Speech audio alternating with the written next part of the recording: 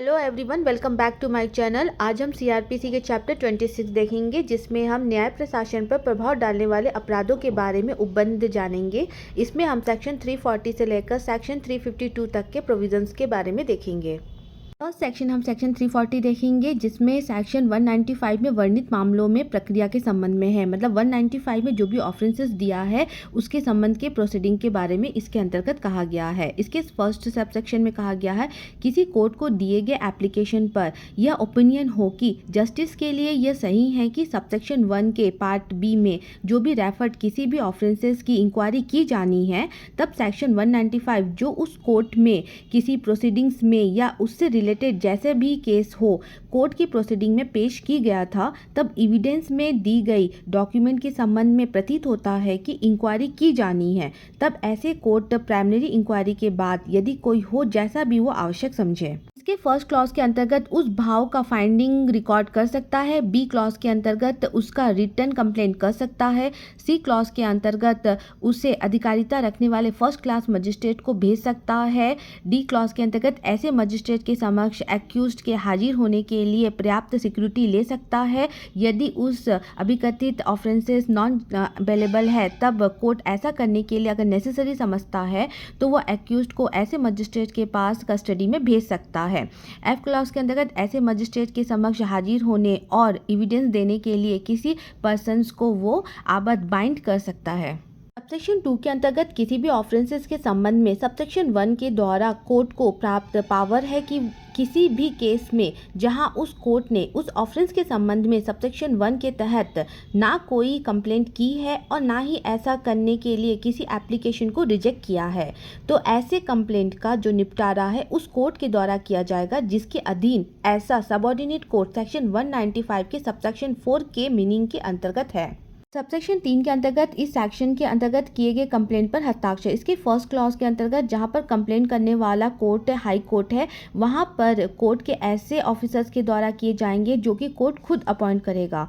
इसके B clause के अंतर्गत यदि कोई भी केस ऐसा है जो कि कोर्ट के प्रिसाइडिंग ऑफिसर्स के द्वारा या फिर कोर्ट के ऐसे ऑफिसर्स के द्वारा, जैसा कि कोर्ट जो है खुद निमित्त लिखित में प्रदर्शित करे, मतलब खुद कोर्ट जो है वो राइटिंग में अथोराइज्ड करेगा। नेक्स्ट सेक्शन 341 अपील, कोई भी पर्सन जिसके एप्लीकेशन पर हाई कोर्ट के अलावा किसी भी डिफरेंट कोर्ट ने सेक्शन 340 के सबसेक्शन 1 या सबसेक्शन 2 के तहत कंप्लेंट करने से रिफ्यूज कर दिया है या जिसके अगेंस्ट ऐसे कोर्ट द्वारा ऐसी कंप्लेंट की गई है, वह ऐसा कर सकता है। सेक्शन 95 के सबसेक्शन 4 के मीनिंग के अंतर्गत उस कोर्ट में अपील करे जिसके अंतर्गत ऐसा सबऑर्डिनेट कोर्ट है और उसके बाद सुपेरियर कोर्ट और रिलेटेड पार्टीज को नोटिस के बाद कंप्लेंट रिटर्न लेने या कंप्लेंट विड्रॉल करने का डायरेक्ट कर सकता है, या जो भी केस हो सकता है ऐसे कंप्लेंट करने को जो ऐसा सबऑर्डिनेट कोर्ट ने सेक्शन 340 के तहत की हो, या यदि वह ऐसा कंप्लेंट करता हो तो सेक्शन के प्रोविजंस इमीडिएटली वहां लागू होंगे। नेक्स्ट सेक्शन 342 खर्चों का आदेश देने की शक्ति, इस सेक्शन के अंतर्गत जो भी कोर्ट के एक्सपेंसेस होंगे उसके संबंध में बताया गया है। यहाँ पर सेक्शन 340 के अंतर्गत जो भी कंप्लेंट फाइल करने के लिए किए गए किसी भी एप्लीकेशन या सेक्शन 341 के अंतर्गत जो भी अपील के संबंध में प्रोसीडिंग्स करने वाले किसी भी कोर्ट को जो भी एक्सपेंसेस होगा के बारे में ऐसे ऑर्डर देने की पावर्स होगी जो कि न्यायसंगत हो। नेक्स्ट सेक्शन 343 जहां मजिस्ट्रेट संज्ञान करे वहां प्रक्रिया, इसके सबसेक्शन 1 के अंतर्गत वह मजिस्ट्रेट जिसे कोई भी कंप्लेंट सेक्शन 340 या सेक्शन 341 के अधीन किया जाता है, तो चैप्टर 15 में बताया गया है जहां तक हो सकेगा उस केस को इस प्रकार से प्रोसीडिंग करने के लिए किया जाएगा कि मानो वह पुलिस रिपोर्ट से आई हुई हो। सबसेक्शन 2 के अंतर्गत जहां ऐसे मजिस्ट्रेट या किसी अन्य मजिस्ट्रेट जिसे केस ट्रांसफर किया जाता है, तब ध्यान में ये लाया जाता है कि जिस जुडिशियल प्रोसेस से ये केस अराइज हुआ है उसमें जो भी फैसला हुआ था उसके संबंध में अगर अपील पेंडिंग है तो कोर्ट किसी भी स्टेज में केस की प्रोसीडिंग्स को पोस्टपोन कर सकती है जब तक कि अपील का निर्णय नहीं आ जाता। नेक्स्ट है सेक्शन 344 मिथ्या साक्ष्य देने पर विचारण के लिए संक्षिप्त प्रक्रिया। इसके सबसेक्शन 1 के अंतर्गत किसी जजमेंट या किसी भी जुडिशियल प्रोसीडिंग्स के फाइनल ऑर्डर डिस्पोजिंग के समय या सबऑर्डिनेट कोर्ट या फिर फर्स्ट क्लास मजिस्ट्रेट यह ओपिनियन देता है कि ऐसे प्रोसीडिंग्स में जो भी प्रेजेंट होने वाले किसी भी विटनेस ने यदि इंटेंशनली रॉन्ग एविडेंस दिया था जिसके रॉन्ग एविडेंस को रिकॉर्ड किया गया है और उस एविडेंस का यूज़ जो है प्रोसीडिंग्स में किया जाएगा, तब ऐसे में कोर्ट अगर सेटिस्फाइड हो जाता है कि जस्टिस के लिए यह नेसेसरी है कि विटनेस पर उस केस के रॉन्ग एविडेंस देने के संबंध में केस चलाया जाएगा कि उसने रॉन्ग एविडेंस दिया है, तब कोर्ट उस ऑफेंसेस का कॉग्निजेंस ले सकता है और उस एक्यूज्ड को अपना डिफेंस करने का अवसर देने के बाद कि क्यों उसे उस ऑफेंसेस के संबंध में पनिशमेंट ना दिया जाए, तब ऐसे में एक्यूज्ड पर केस चलाया जा सकता है और उसे 3 महीने तक का इम्प्रिजनमेंट या सिक्योरिटी जो कि 500 रुपये तक का हो सकता है या दोनों में से दंडित कर सकते हैं। सबसेक्शन 2 के अंतर्गत जो भी केसेस होगा, जो कोर्ट होगी वो समरी ट्रायल करने के लिए जो भी प्रोसीजर्स होगा उसका प्रैक्टिकेबल करेगा। सेक्शन 3 के अंतर्गत इस सेक्शन की कुछ भी ऑफेंसेस के लिए सेक्शन 340 के तहत कंप्लेंट करने की कोर्ट की पावर्स को इफेक्ट नहीं करेगा, जहां वह इस सेक्शन के तहत आगे बढ़ने का विकल्प नहीं चुनता है। सबसेक्शन 4 के अंतर्गत जो सबसेक्शन 1 के अंतर्गत प्रोसीडिंग्स अगर शुरू होने के बाद सेशन कोर्ट या फर्स्ट क्लास मजिस्ट्रेट के सामने में यह पेश किया जाता है कि जजमेंट या ऑर्डर के अगेंस्ट अपील और रिविजन्स के लिए एक एप्लीकेशन दायर किया गया है, उस पर सबके ओपिनियन है कि वह अपील और जो रिविजन्स के लिए एप्लीकेशंस के डिस्पोजिंग तक जैसा भी केस हो, केस को नेक्स्ट प्रोसीडिंग के लिए रोक लगाया जाएगा और अपील और रिविजन्स के एप्लीकेशन के जो रिजल्ट होंगे उसका पालन किया जाएगा। नेक्स्ट है सेक्शन 345 अवमान के कुछ मामलों में प्रक्रिया। इसके सबसेक्शन 1 के अंतर्गत जब ऐसा कोई ऑफेंसेस जो कि आईपीसी के सेक्शन 175, 178, 179, 180 और 228 में दिया गया है, जो कि किसी सिविल, क्रिमिनल्स और रिवेन्यू कोर्ट में उपस्थित किया जाता है, तब ऐसे में कोर्ट एक्यूज्ड को कस्टडी में डिटेन कर सकता है और उसी समय जो कोर्ट होगी उस कोर्ट को फिनिश करने से पहले वो उस ऑफेंसेस के संबंध में कॉग्निजेंस कर सकता है और उस एक्यूज्ड को पूरा अवसर देगा कि वो अपने डिफेंस में उस कोर्ट में बताए कि क्यों उसे उस ऑफेंसेस के संबंध में दंड ना दिया जाए। फिर एक्यूज्ड का पूरा अवसर देने के बाद और उसके पक्ष को सुनने के पश्चात जो कोर्ट होगी वो यह डिसाइड कर सकती है कि उसे 200 रुपये से या उससे अधिक के जुर्माने से जो है उसे दंडित किया जा सकता है, या फिर वो अगर जुर्माना देने में असमर्थ है तो उसे 1 मंथ तक के इम्प्रिजनमेंट में रखा जा सकता है, या फिर वो दोनों से उसे दंडित किया जा सकता है, या फिर उसे सिंपल इम्प्रिजनमेंट दिया जा सकता है। सेक्शन 2 के अंतर्गत जो कोर्ट होगी वो प्रत्येक केस के जो भी फैक्ट होगी उसके संबंध में, उस ऑफेंसेस के संबंध में एक रिकॉर्ड बनाती है और जो भी एक्यूज्ड होगा उसने जो भी स्टेटमेंट दिया होगा उस केस के संबंध में उसका एक कंक्लूजन तैयार करके और जो भी उसे दंड पनिशमेंट दिया जाता है उसे वो रिकॉर्ड करेगा। सबसेक्शन 3 के अंतर्गत जो भी ऑफेंसेस होगा वो आईपीसी के सेक्शन अगर सेक्शन 228 के अंतर्गत है, जो कि रिकॉर्ड में यह बताया जा रहा है कि कोर्ट के उसने कार्य में इंटरप्ट किया है या फिर इंसल्ट किया है, तब उसके संबंध में जो भी जुडिशियल प्रोसीडिंग्स होगी उसमें यह देखा जाएगा कि उसने किस प्रकार का इंटरप्ट किया है या फिर इंसल्ट किया गया था। सेक्शन 346 जहां न्यायालय का विचार है कि मामले में सेक्शन 345 के अधीन कार्रवाई नहीं की जानी चाहिए, वहां प्रक्रिया के सबसेक्शन 1 के अंतर्गत यदि किसी केस में कोर्ट का यह ओपिनियन है कि सेक्शन 345 में रेफर्ड ऑफेंसेस में एक्यूज फाइन देने में डिफॉल्ट है, तब उस एक्यूज्ड को इम्प्रिजनमेंट किया जाएगा या उस पर 200 रुपीज़ फाइन किया जाएगा या उससे अधिक भी किया जा सकता है, या फिर कोई ऐसा रीज़न से कोर्ट को यह ओपिनियन है कि जो भी केस सेक्शन 345 के अंतर्गत डिस्पोज नहीं किया जाना चाहिए, तो वह कोर्ट उन फैक्ट को जिनके ऑफेंसेस साबित हुआ है एक्यूज्ड के स्टेटमेंट का या हियरिंग से पहले के जो स्टेटमेंट के रिकॉर्ड किए थे उसे रिकॉर्ड करने के पश्चात इस केस का जो ट्रायल होगा उसके जुडिकेशन रखने वाले मजिस्ट्रेट को भेज दिया जाएगा और ऐसे मजिस्ट्रेट के सामने ऐसे पर्सन्स का जो भी अटेंडेंस के लिए सिक्योरिटी दी जानी है उसकी अपेक्षा कर सकेगा। यदि पर्याप्त सिक्योरिटी नहीं दी जाएगी तो ऐसे में पर्सन्स की जो कस्टडी है मजिस्ट्रेट के पास भेजेगा।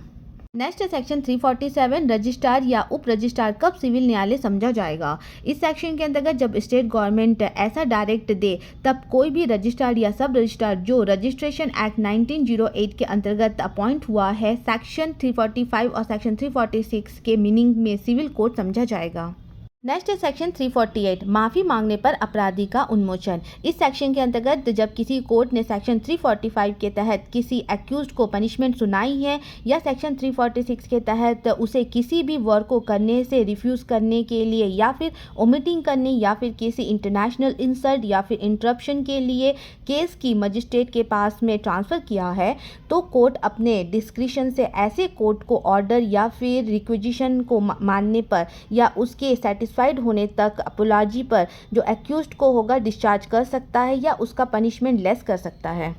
सेक्शन 349 उत्तर देने या दस्तावेज पेश करने से इनकार करने वाले व्यक्ति को कारावास या उसकी सुपुर्दगी। इस सेक्शन के अंतर्गत यदि क्रिमिनल कोर्ट के समक्ष कोई भी विटनेस या फिर पर्सन है जिसे किसी भी डॉक्यूमेंट या थिंग को प्रोड्यूस करने के लिए बुलाया गया है, अगर उस व्यक्ति ने उसके द्वारा पूछे गए किसी भी प्रश्न पर या उसके पास रखे हुए किसी भी डॉक्यूमेंट या थिंग्स को कोर्ट में प्रोड्यूस करने के लिए कहा जाने पर यदि वो पर्सन मना करता है, तब ऐसे में कोर्ट उस पर्सन को पर्याप्त अपॉर्चुनिटी भी देगा वो रीजनेबल एक्सक्यूज़ बताने के लिए कि वो क्यों रिफ्यूज़ कर रहा है उस एविडेंस को प्रोड्यूस करने के लिए कोर्ट में। अगर तब भी कोई भी रीज़न नहीं बताया जाता है तो उन रीज़नों को जो कोर्ट होगी वो रिटर्न में रिकॉर्ड करेगी और उसे 7 डेज या उससे अधिक के इम्प्रिजनमेंट का सेंटेंस देगी, अथवा जो भी प्रिसाइडिंग मजिस्ट्रेट होगा या जज होगा उसके द्वारा हस्ताक्षरित मतलब सिग्नेचर वारंट के द्वारा कोर्ट के किसी भी ऑफिसर्स की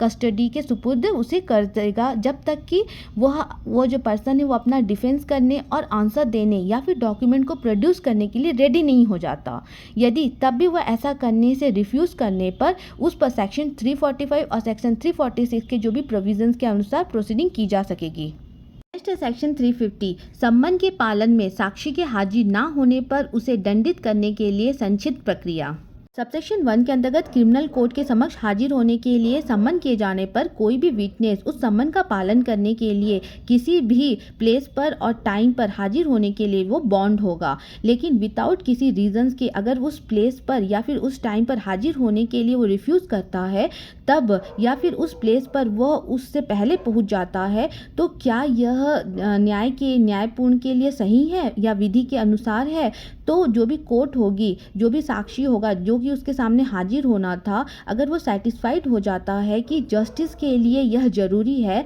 तब वो उस विटनेस का समरी ट्रायल करेगा, तो वह कोर्ट जो होगा उस ऑफरेंसेस का कॉग्निजेंस कर सकता है और उस ऑफरेंसेस के जो भी रीज़न और फैक्ट है उसके संबंध में वह उससे यह प्रश्न कर सकता है कि वह कारण दर्शित करे कि क्यों ना उसे इस सेक्शन के अंतर्गत पनिशमेंट दिया जाए। और जब उसे वो अपना कारण प्रस्तुत कर देगा तो उसके पश्चात जो कोर्ट होगी उससे 100 रुपये से या उससे अधिक के जो भी जुर्माना होगा उससे वो पनिशमेंट दे सकता है।